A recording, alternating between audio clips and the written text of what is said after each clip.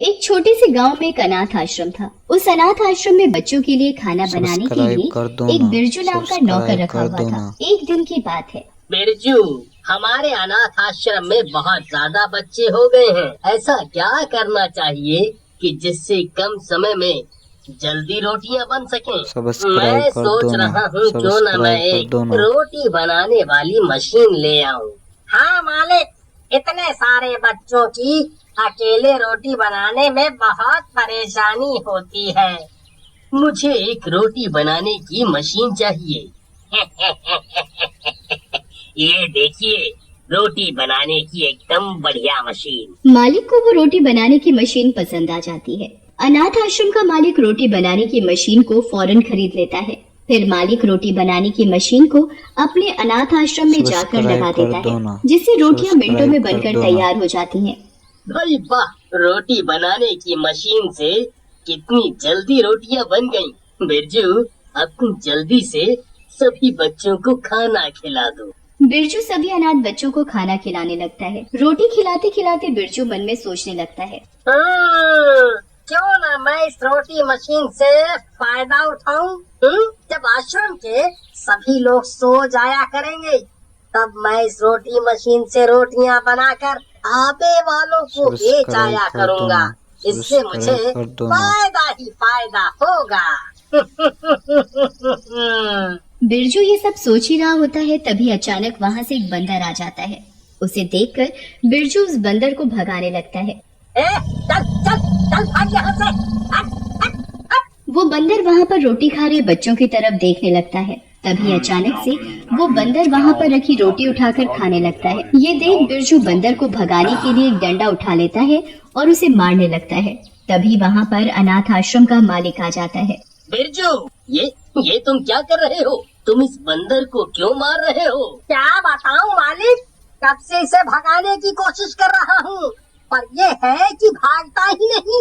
और तो और इसने बच्चों की रोटियां खा ली। इसे मत मारो, लगता है ये बंदर बहुत दिनों से भूखा है। इसे भूख लगी होगी, तभी ये यहाँ से नहीं जा रहा। ये सुनते ही बंदर मालिक के पास आकर उसके पैरों में बैठ जाता है और बड़े प्यार भरी नजरों से देखने लगता है। मालिक भी बंदर के सिर को बड़े प्यार से सहलाता है। बिरजू, इस बंदर को खाने के लिए रोटियां दे दो।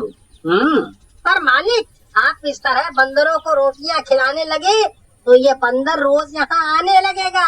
इसे देखकर फिर और भी बंदर आने लगेंगे। तो क्या हुआ अगर ये बंदर यहाँ रोज रोटी खाने आने लगेगा? जैसे यहाँ और बच्चे खाना खाते हैं, ये भी खा लिया करेगा। पर मालिक, ये ठीक नहीं है। पर कुछ नहीं, इस बंदर को अभी के अभी रोटी खिलाओ। अगर ये बंदर यहाँ रोज रोटी खाने आता है तो तुम इसे रोज रोटी खिलाओगे, ठीक है? बिरजू मालिक की बात सुनकर कुछ नहीं कहता और चुपचाप बंदर को लाकर रोटियां खिला देता है। बंदर भर पेट खूब रोटियां खाता है। जब उसका पेट भर जाता है तो वो वहाँ से चला जाता है। फिर जैसे ही शाम होती है, बिरजू, अब रोटी बनाने वाली मशीन का काम नहीं है, तुम उसे याद से बंद कर देना, ठीक है? ठीक है मालिक। मालिक के जाते ही बिरजू चुपचाप रोटी बनाने वाली मशीन से रोटियां बनाकर उन्हें ढाबे पर बेचने चला जाता है। ये रही तुम्हारी 100 रोटियां। ढाबे वाला बिरजू से रोटियां ले लेता है। ओए बिरजू, ये लो अपनी रोटी के पैसे। ओए बिरजू, एक बात बताओ, तुमने रोटी सप्लाई करने का नया काम शुरू कर दिया है क्या?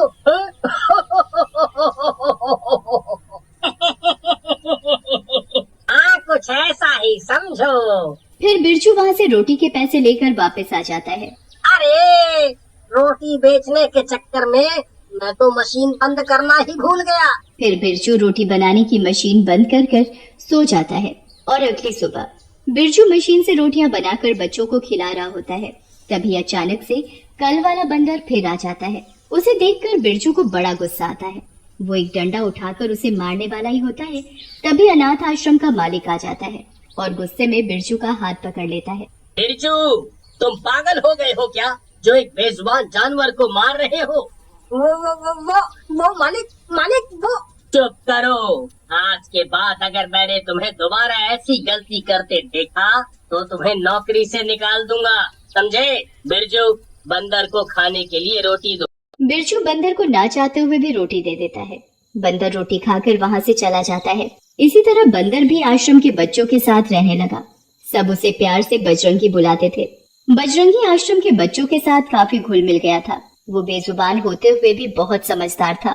अनाथ आश्रम का मालिक भी बंदर को अपने बच्चे की तरह प्यार करने लगा था। इधर बिरजू रोज रात को सब सो जाते तो वो चुपके से मशीन से रोटियां बनाकर ढाबे वाले को बेचकर चोरी से पैसे कमा रहा था।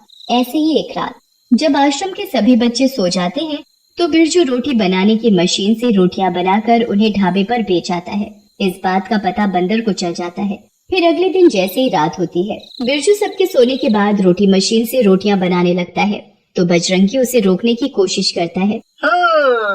लगता है इस बंदर को सब पता चल गया है। अब तो ये मुझे पकड़वा कर ही मानेगा। इससे पहले कि ये बंदर मालिक को कुछ बताए, मुझे इसका इंतजाम करना पड़ेगा। फिर बिरजू गुस्से में बंदर को रोटी मशीन में डाल देता है, जिससे बजरंगी की रोटी मशीन में जलकर मौत हो जाती है और वो एक भूतिया बंदर बन जाता है। तुमने मुझे मार डाला, मैं तुम्हें छोड़ूंगा नहीं। और अगली सुबह बिरजू हमेशा की तरह मशीन से रोटियां बना रहा होता है तो उसे पीछे से भूतिया बंदर जोर से कसकर थप्पड़ मारता है। कौन है? बिरजू पीछे मुड़कर देखता है तो उसे कोई दिखाई नहीं देता। बिरजू को ऐसा महसूस होता है जैसे कोई उसके पीछे खड़ा है। बिरजू बड़ी मुश्किल से रोटी मशीन से रोटियां बनाकर बच्चों को खिलाने लगता है। तभी आश्रम का मालिक और बच्चे बिरजू से कहते हैं, बिरजू क्या बात है, आज बजरंगी नहीं दिखाई दे रहा? तुमने तो उसे कुछ नहीं कहा ना? नहीं तो नहीं। फिर ये अचानक से बजरंगी कहाँ चला गया? उसने तो ऐसा कभी नहीं किया। फिर अचानक से बजरंगी कहाँ जा सकता है? बिरजू को तो सब पता था कि उसने खुद बजरंगी को रोटी मशीन में जलाकर मार डाला। फिर जैसे ही रात होती है, बिरजू हमेशा की तरह रोटी मशीन से जैसे ही रोटियां बनाने के लिए जाता है तो अचानक से रोटी मशीन अपने आप चलने लगती है। ये क्या? ये रोटी मशीन अपने आप कैसे चलने लगी? ये तो बंद थी। बिरजू रोटी मशीन को जैसे ही बंद करता है, रोटी मशीन फिर चालू हो जाती है और उसमें से रोटियों की जगह खोपड़ियां निकलने लगती हैं। ये क्या? रोटी मशीन से ये खोपड़ियों की रोटी बनकर कैसे निकल रही है? तभी उसे रोटियां बनाता हुआ भूतिया बंदर दिखाई देता है। ये देखकर बिरजू बुरी तरह डर जाता है। बचाओ बचाओ, भूत! चिल्ला और जोर से चिल्ला, देखता हूँ तुझे कौन बचाने आता है। तू आश्रम के बच्चों की रोटियां चुरा कर बेचता है। तूने अपने ही मालिक के साथ गद्दारी की। तू ऐसा कैसे कर सकता है? इसने तुझे सब कुछ दिया, तू उसे ही धोखा दे रहा है। मुझे माफ कर दो। मैं अब ऐसा कभी नहीं करूँगा, कभी भी ऐसा नहीं करूँगा। और जो तूने मुझे रोटी मशीन में जलाकर मार डाला। भूतिया बंदर बिरजू की गर्दन पकड़ लेता है। भागता कहाँ है? अभी तो मुझे तेरी रोटियां बनानी है। भूतिया बंदर बिरजू की गर्दन पकड़कर जोर जोर से हंसने लगता है।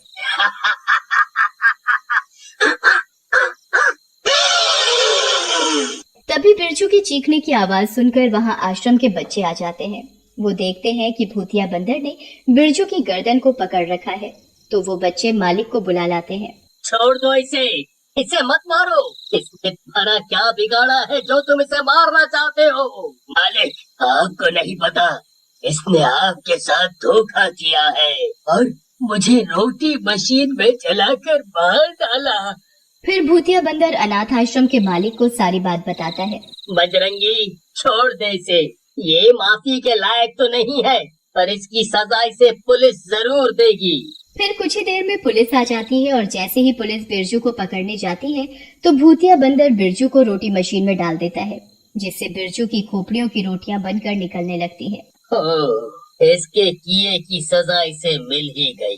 फिर बजरंगी भी आसमान में एक रोशनी के साथ गायब हो जाता है और उसे मुक्ति मिल जाती है।